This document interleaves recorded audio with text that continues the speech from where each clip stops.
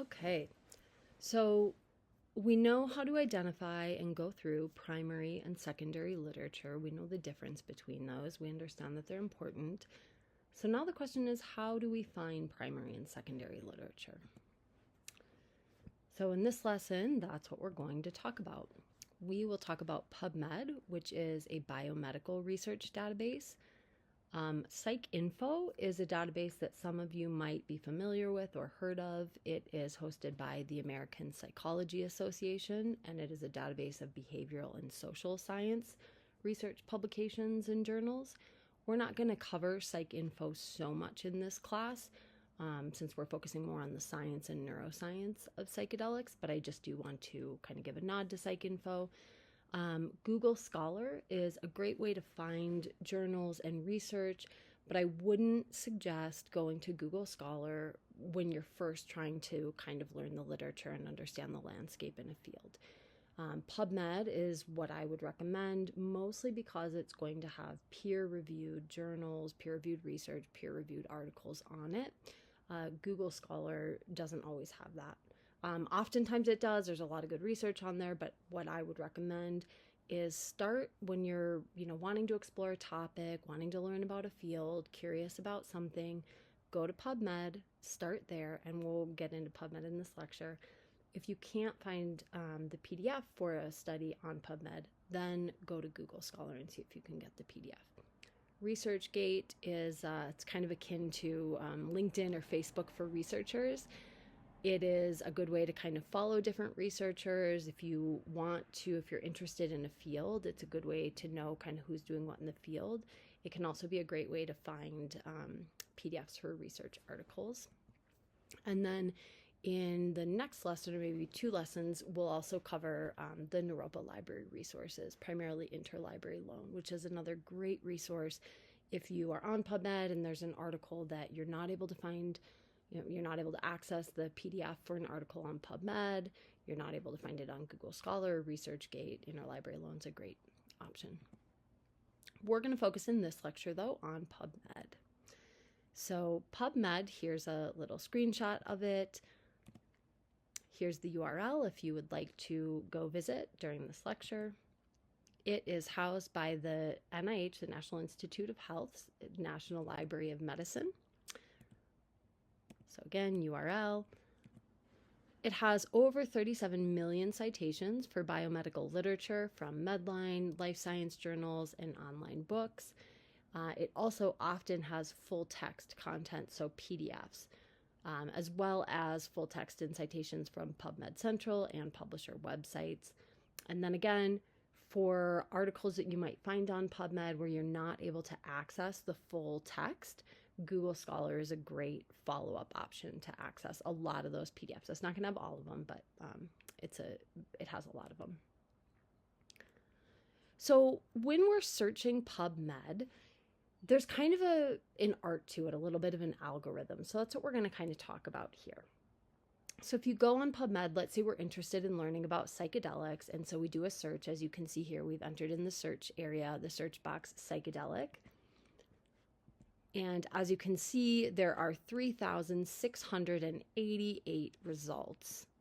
If we look over here, this handy little tool will tell us what year the results were published in. So we can see that the results, publications with kind of keyword of psychedelic, have been published from 1962 to 2025 with a pretty big uptake in the last 10-ish years. We can also sort how these articles come up. Right now we have best match select. We'll get into the sorting options a little bit more later.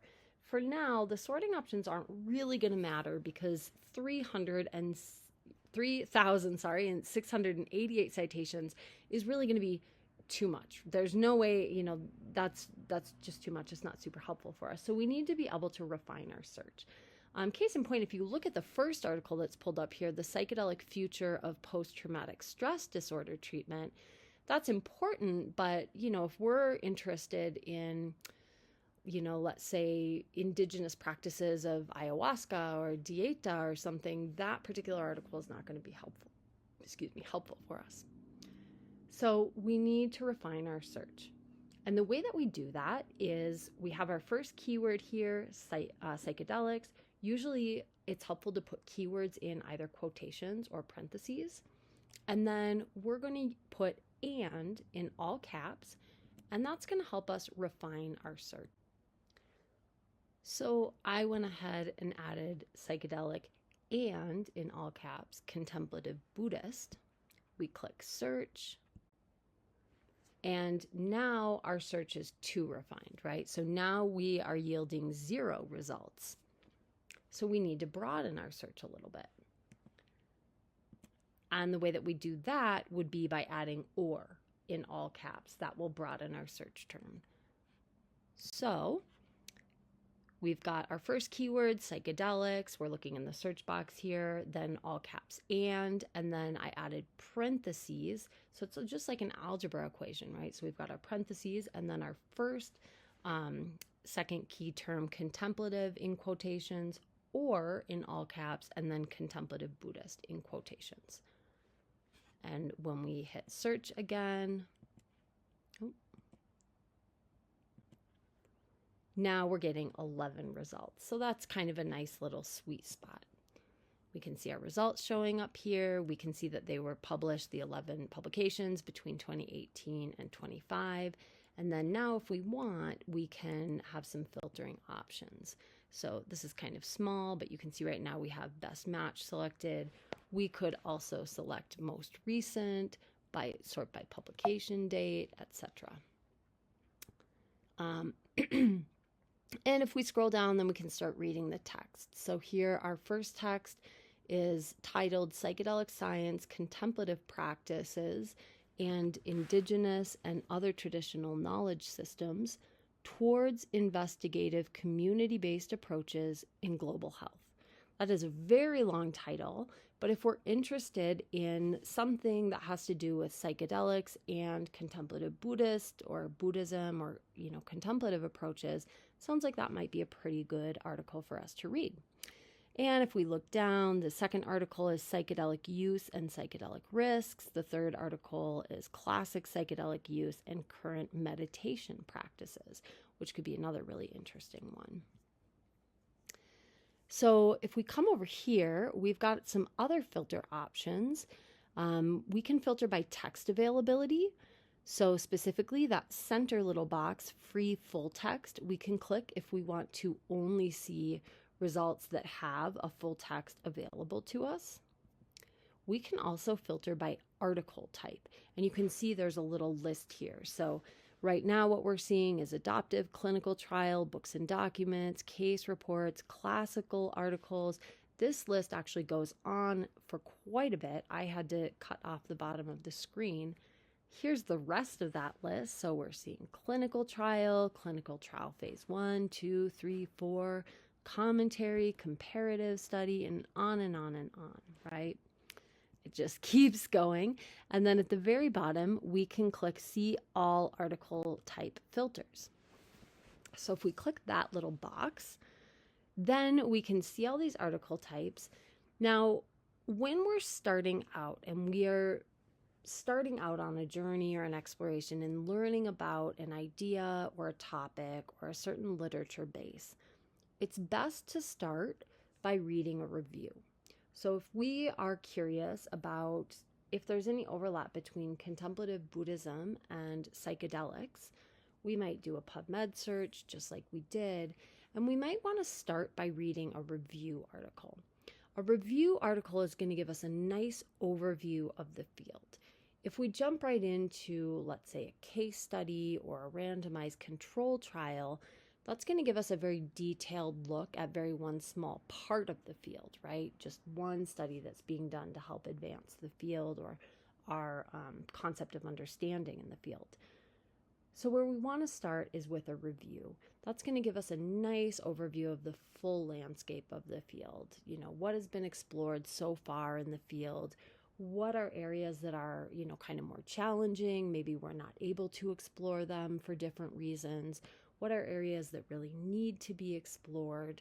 Where's kind of, if we think of a field as a landscape, we want to go right up to the edge, right up to where this is what we think is known about the field. And then as researchers, we usually endeavor to take that one step further, right? So we want to find that kind of gap. Where is there something that hasn't been explored yet, that isn't known yet? What's the next step that we might take to help advance the field? So a review article is going to give us just a really good understanding of the field so that we can better identify those gaps. So going back here, we're going to actually focus in on this article. This is written by Urrutia, I'm sure I'm pronouncing that wrong, et al., many other authors, 2023. And if we click on that, you can kind of see it's hyperlinked. So if we click on the title, that's going to pull up a page specifically for that article. And I've shown that here on the left-hand side of the screen. If we zoom in a little bit here so we can see it a little bit better, you're going to see the title, we're going to see all the authors, and then you're going to see this little affiliations kind of spot with a little expansion option. If we expand that, we can see all of the affiliations that these authors are associated with. That can be really helpful if we're wanting to understand a field. That can help us understand kind of who's really looking into this, where are they from, where are the big labs that are exploring these different ideas, things like that. So in the case of this publication where we're, exploring psychedelic science, contemplative practices, and indigenous or other traditional knowledge systems, there's, a big collaboration here. So we're seeing it's led by Yale University and then a prison group, legal clinic in Columbia, Department of Psychiatry and Behavioral Sciences at UC San Francisco, United States Public Health Service, Department of Health and Human Services, the Substance Abuse and Mental Health Service Administration, Office of Science and Medicine, Office of the Assistant Secretary of the Department of Health and Human Services, Pain and Palliative Care, so someone from the National Institute of Health. So this is a very, large kind of project by, really kind of people in research as well as in kind of public health and the, more political space. And then the list goes on, right? So sometimes just understanding where the authors come from, what their backgrounds are, can help us kind of lend a better understanding to the article and its kind of positioning. So we're going to collapse that affiliations. The next thing I want to draw your attention to is you'll see this little, where it'll say free article with a little link. You'll see this if you have free access to the PDF. So in this case, it looks like we can click here and this will give us access to the full PDF of the article. One way that we can do this, you'll see this little box here. It'll say link and then view full text. So if we click on this, that'll take us to the publisher's website where we can access the full PDF of the publication. And that'll be on the next slide. I just wanted to kind of have something here.